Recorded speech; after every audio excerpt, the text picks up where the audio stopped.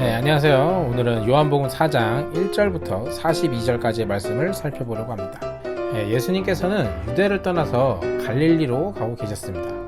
그런데 이 지도에서 보면 알 수 있듯이 지리적으로 보면 사마리아를 지나면 훨씬 빨리 갈 수 있지만 유대 사람들은 일부러 돌아가곤 했습니다. 한마디로 3일 걸리는 거리를 7일이나 걸리는 거리로 돌아간 것이죠. 왜 이렇게까지 했느냐? 여기에는 역사적인 문제가 있습니다. 이스라엘 왕 중에 지혜의 왕이라 불리는 솔로몬이 있었는데, 솔로몬은 지혜로운 왕이라서 나라가 부유해졌지만 나이가 들자 약간 이상한 행동을 하기 시작합니다. 솔로몬에게는 엄청나게 많은 여인들이 있었습니다. 여기 열왕기상에서 확인해 볼 수 있듯이 약 1000명이었다고 하죠. 주로 다른 나라 여인들이었는데 이들이 솔로몬의 마음을 돌이켜서 우상을 섬기게 한 겁니다. 나이가 들어서였는지 어쨌든 그런 우상 숭배의 결과로 하나님은 분노하셨고 결국 솔로몬의 다음 때에서 나라가 둘로 나눠지게 돼버리죠. 이 이스라엘이란 나라는 12개의 지파로 이루어진 나라인데 이 중 유대 지파와 베냐민 지파로 이루어진 남왕국 유다와 나머지 10개의 지파가 모여 만들어진 북왕국 이스라엘로 나눠지게 됩니다. 그러나 두 왕국 모두 하나님 대신 다른 신들을 섬겨 결국에는 망하게 됩니다. 이 중 북이스라엘이라는 그 나라는 아수르라는 나라에게 망하는데 이 과정에서 많은 사람들이 포로로 잡혀갑니다. 그리고 많은 아수르인들이 북이스라엘로 이민을 와서 혼혈 자손들이 많이 생겨나게 되죠. 이 지역을 북이스라엘 당시 수도였던 사마리아의 이름을 따서 사마리아, 그리고 거기 살았던 사람들을 사마리아인이라고 부르게 된 것입니다. 그런데 남유다 사람들이 보기에는 혼혈인 이들이 더 이상 순수한 하나님의 백성처럼 보이질 않습니다. 그래서 후에 예루살렘 성전이 무너졌을 때 이를 돕기 위해 온 사마리아인들을 내쫓아버리는 거죠. 사마리아 사람들도 당연히 화가 나겠죠. 자신들은 하나님의 백성이라고 생각했는데 쫓아내니까. 그래서 자신들의 지역 중에 그리심산이란 산에다가 자기들 멋대로 성전을 만들어 버립니다. 이제 예루살렘으로 예배하러 가지 않겠다는 거죠. 이러한 역사적인 갈등 때문에 결국 유대인들은 굳이 돌아가더라도 사마리아 땅은 밟으려고 하지도 않는 겁니다. 그러나 유대인이신 예수님이 지금 사마리아 지역을 그냥 통과해 버리시는 겁니다. 그러니까 오늘 4장의 요 시작 부분이 당시로서는 너무나 파격적이었던 것이죠. 어쨌든 예수님이 사마리아 지역을 지나시다가 정오쯤에 한 우물가에서 쉬고 계십니다. 제자들은 마을에 먹을 것을 구하러 간 거죠. 그 사이 야곱의 우물이란 곳에서 예수님은 사마리아 여자와 만납니다. 예수님은 물을 달라고 하시죠. 자, 당시에는 여자가 남자에 비해 사람으로 대접도 못 받던 시대였습니다. 더욱이 유대인 남자가 지금 사마리아 여자에게 말을 걸고 있는 겁니다. 이 놀라운 행동에 여자도 놀라서 왜 유대인이 사마리아 여자에게 물을 달라고 하냐고 묻습니다. 근데 예수님의 대답은 더욱 황당합니다.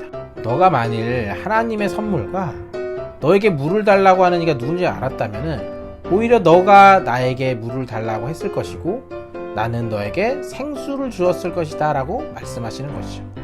그런데 두 가지 이유로 여자는 예수님의 대답을 이해할 수가 없습니다.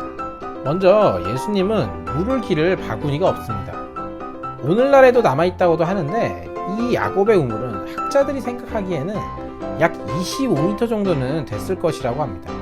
당연히 바구니가 없는 예수님은 물을 줄 수가 없습니다. 두 번째로 이 우물은 조상 야곱 때부터 내려온 동네 우물입니다. 자신들 우물인데 처음 보는 사람이 물을 주겠다고 하니까 이해할 수가 없는 것이죠. 예수님은 여기에 대해 다음과 같이 대답하십니다. 이 물을 마시는 자마다 다시 목마르겠지만 내가 주는 물을 마신다면 영원히 목마르지 아니할 것이다. 왜냐하면 내가 주는 물은 그 속에서 영생하도록 솟아나는 샘물이 될 것이기 때문이다. 이렇게 말씀하시는 것이죠. 하지만 여자는 영원히 솟아나는 샘물이란 말이 믿기질 않습니다. 그래서 여자도 말하는 거죠. 어디 그런 물 줘보십시오. 그러면 목마르지도 않고 여기 물 기르러 올 필요도 없겠네요. 이렇게 말하는 것이죠. 그러자 예수님이 다른 이야기를 하십니다. 너의 남편을 불러오거라. 여자는 황당해서 또 대답하죠. 저는 남편이 없습니다. 여기까지만 보면 예수님이 넘겨짚다가 걸린 것 같은 느낌이에요. 사기꾼처럼 보일 수도 있습니다. 그런데 예수님이 놀라운 말을 하십니다. 너가 남편이 없다고 하는 말이 옳다. 너에게는 남편 5이 있었고 지금 있는 자도 내 남편이 아니니 내 말이 맞다. 이 여자에게 5의 남편이 있었다는 이야기를 하십니다. 혹시나 오해할 수가 있으니까 설명하자면, 그 당시 문화적 배경으로 본다면 이 여자는 막 몸을 팔고 그러는 문란한 그런 창녀 같은 여자는 아닙니다. 정확히는 모르지만 5의 남편이 있었어야 할 정도로 아픈 과거가 있었을 뿐이죠. 사막지대에서 가장 태양이 뜨거운 정오에 물을 기르러 왔다는 것은 사람들의 눈을 피해 왔을 테니 그 아픔이 얼마나 깊었을지를 짐작할 수 있게 하는 겁니다. 그런데 처음 보는 사람이 자신의 과거를 알고 있으니 여자는 놀랄 수밖에 없습니다. 놀란 여자는 화제를 돌리기 위해 다른 이야기를 묻습니다. 당신은 선지자 같습니다. 그렇다면 예루살렘에서 예배하는 것이 맞습니까? 여기 그리심산에서 예배하는 것이 맞습니까? 예수님이 여기에 대해서 대답해 주시죠. 내 말을 믿어라. 이 산에서도 말고, 여기서의 이 산은 그리심산입니다. 예루살렘에서도 말고 너희가 아버지께 예배할 때가 이르리라. 지금 여기냐 저기냐가 중요한 게 아니라 영과 진리로 예배해야 된다는 겁니다.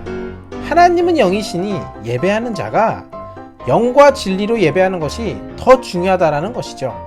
여기냐 저기냐보다 성령님의 도우심을 구해서 진실된 마음으로 예배해야 한다는 의미입니다. 이 여자는 완벽하게 이해하진 못한 듯합니다. 그러나 이 여자도 알고 있는 것이 있기 때문에 마지막으로 물어봅니다. 메시아, 곧 그리스도라는 이가 오실 줄 안다. 제가 알고 있습니다. 그가 오시면 모든 것을 우리에게 알려주실 것입니다.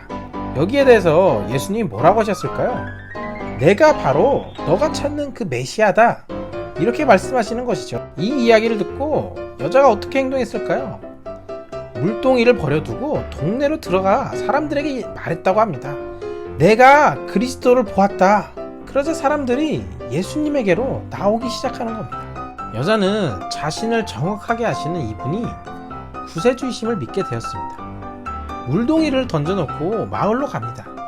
이제 물 뜨는 것이 중요한 것이 아닙니다. 그리고 동네 사람들도 이 여자를 잘 알고 있습니다. 그런데 처음 만난 사람이 이 여자를 잘 안다고 합니다. 사람들은 신기하니까 예수님을 만나러 갑니다. 그리고 여자의 말을 들으며 많은 사람들이 예수님을 믿기 시작하죠. 그래서 예수님이 자신들의 마을에 머물러 주실 것을 부탁드리게 됩니다. 이 이야기의 끝입니다. 사람들은 예수님의 말씀을 듣습니다. 그리고 이제는 자신들 스스로가 예수님을 구세주로 믿게 됩니다. 자, 그러면 정리해 보겠습니다. 세상 속에서 너무나 큰 고통을 짊어지고 살아가는 여자가 있습니다.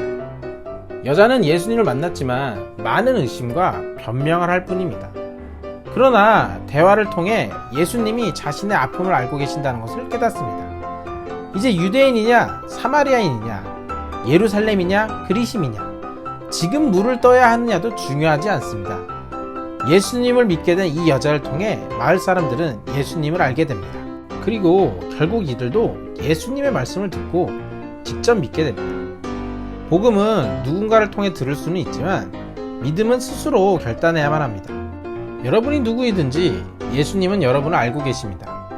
여러분의 과거도 잘못도 아픔도 아십니다.